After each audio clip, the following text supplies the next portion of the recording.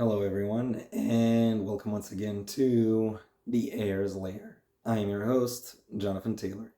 And as you might be able to hear, I kind of have a little bit of a sore throat, so this video won't perhaps be at the same, the same standard as my other videos.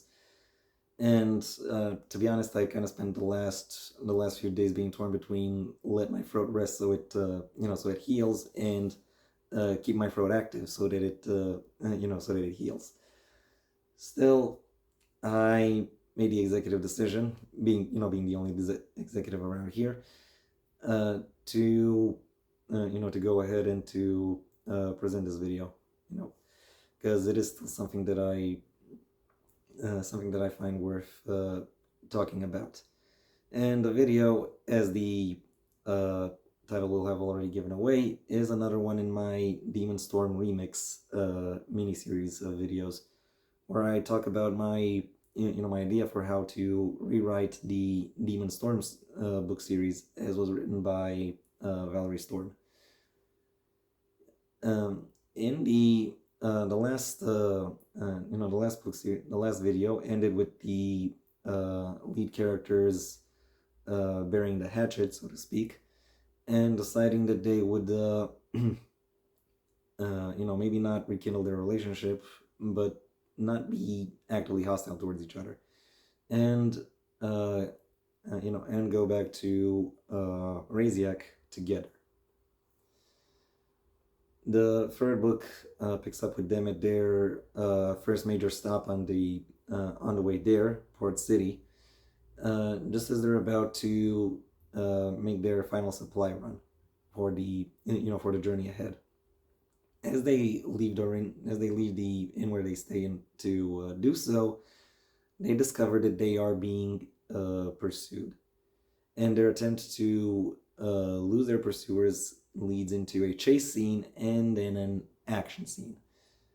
And over the course of that action scene, the readers will find out that their pursuers are a him and a her, with the her of the group, Malice, becoming increasingly aggressive as the as the moment or as the sequence escalates, so to speak.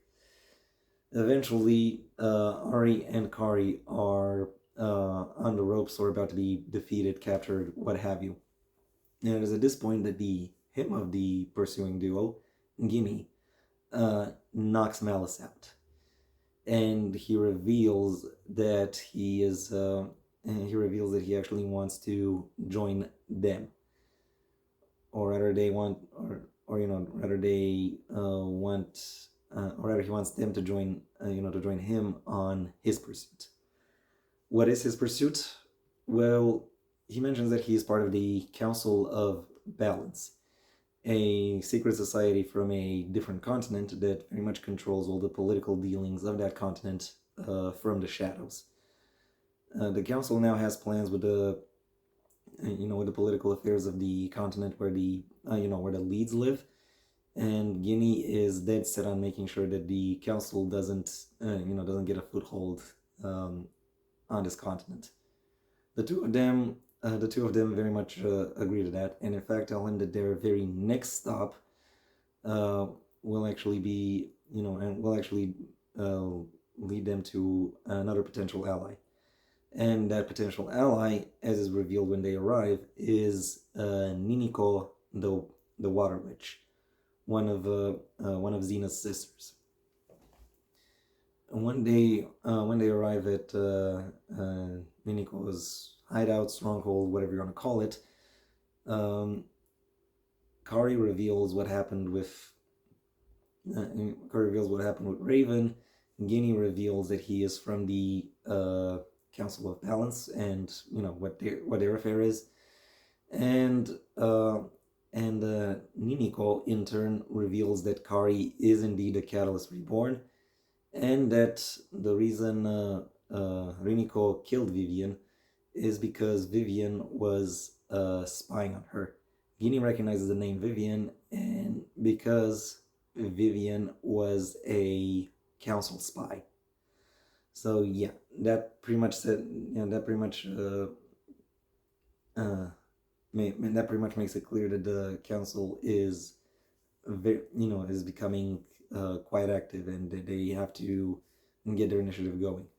Before they get to do so, however, Niniko still wants to test Kari to make sure that she, to make sure that she is level-headed. So she sends her out to complete a task, and assigns Ari to watch over her to make sure that she stays on the straight and narrow. All the while, her and Guinea stay behind, and stay behind to discuss how to best combat the council. Ari and Kari manage to accomplish their task, though perhaps not in the way Niniko would have expected. But the important thing is that she does agree to fight alongside them against the council. Then we go on to the final leg of the journey to Raziak, where I imagine they could potentially fight some some more members or associates of the Council of Balance. But the real point of interest that is supposed to occur at this point of the story is that Kari finds herself torn and lured by a voice that she describes as both very dangerous and very seductive. A voice that both Ari and Guinea soon realize is actually that of Veltas, the god of decay that I mentioned in the the background video for this mini-series. So they do their best to set up telepathic defenses around her against Veltas, except the god of decay doesn't really give up that quickly. So instead, they have to guide her through a telepathic battle in such a way as to make sure that the god of decay doesn't really have anything that he can use against Kari. So in a sense, cutting off the telepathic anchors at his disposal.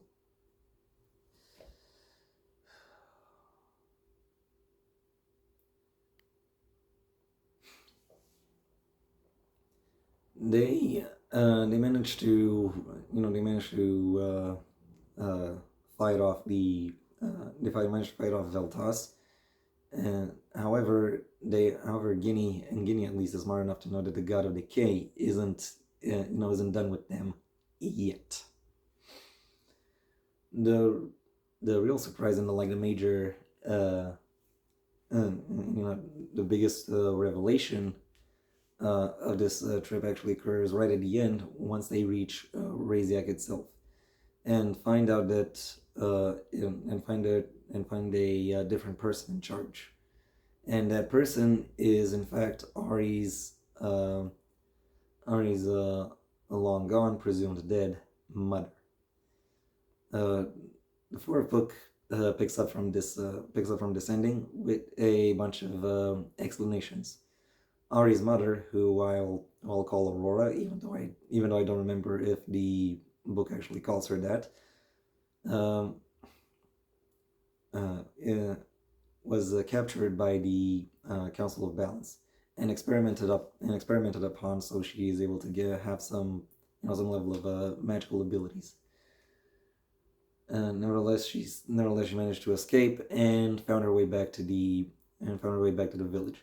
And when she encounters Guinea again, it's somewhat of it's a little bit of a mixed blessing, because on one hand she is she's glad to see him again, because during her time in captivity or in confinement, Guinea was one of the few people who showed her kindness. So seeing her outside of that is a little bit shocking. It is until Guinea reveals that her courage, her escape, is what gave him the strength to where he decided to turn against the council. I gotta let my throat rest a little for a few seconds. So yeah, they decided they will work together in that end, and that they need Vivian's journals to to get started. But as they discuss this, both Aurora and Guinea uh, receive something, or one could say they hear something or have some kind of sensation, and they realize it's coming from the journals themselves, which were enchanted, and because they were enchanted to to emit a kind of abstract signal if they if they stay in one place for too long.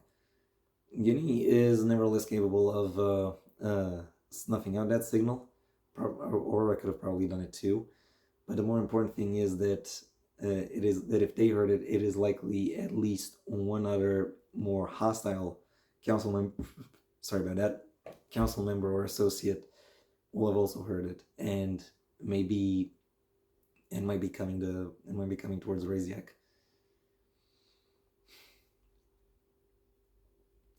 It is at this point, and the leads of the story and their associates decided they should prepare Raziak against against an attack by the council. And as these preparations are underway, various residents of Raziak, including the leads themselves, start having hallucinations of dead loved ones. Hallucinations which become increasingly aggressive as time moves forward.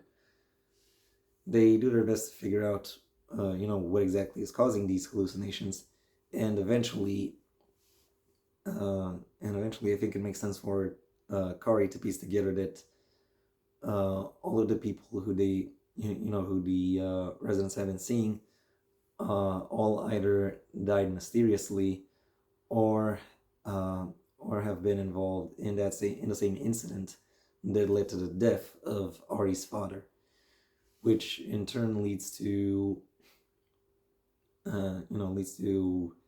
Kari herself realizing that these these hallucinations are actually soul fragments that Raven controls, and that she has released against the citizens of Raziak in order to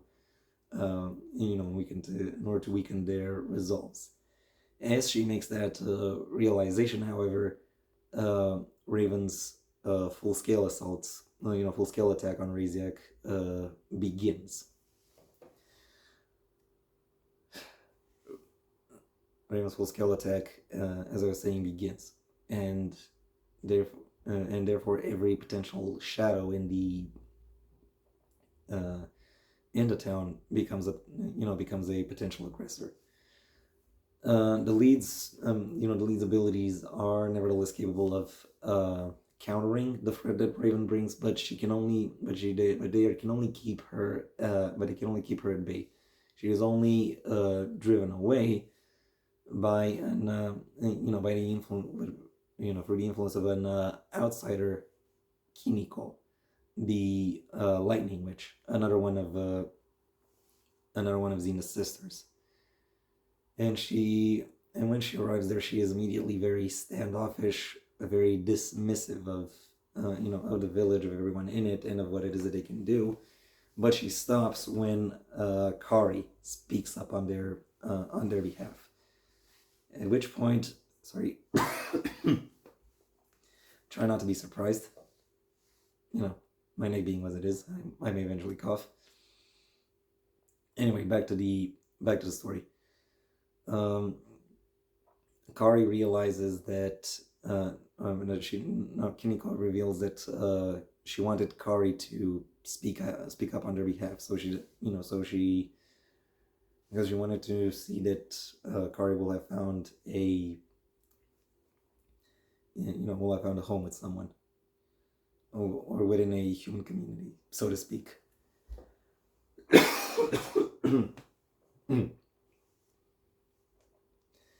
Anyway, after seeing that, I sound like RFK Jr., I swear.